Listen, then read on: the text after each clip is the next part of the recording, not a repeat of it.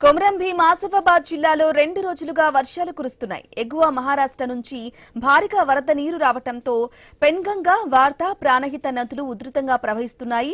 Pranahita back water రావడంతో తలాయి, పాపన్పేట్, సోమిని, మొగవెల్లి గ్రామాల్లో వేల ఎకరాల పంటలు నీట మునిగాయి. దీంతో రైతులు ఆందోళన చెందుతున్నారు.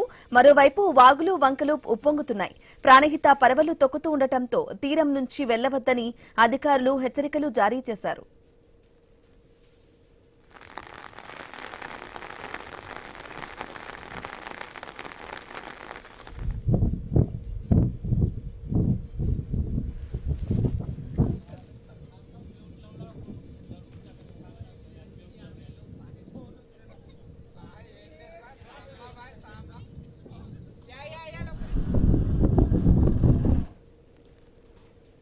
నిర్మల్ జిల్లా ముధోల్ మండల కేంద్రంలోని అంగన్వాడీ కేంద్రంలో పాము కలకలం రేపింది.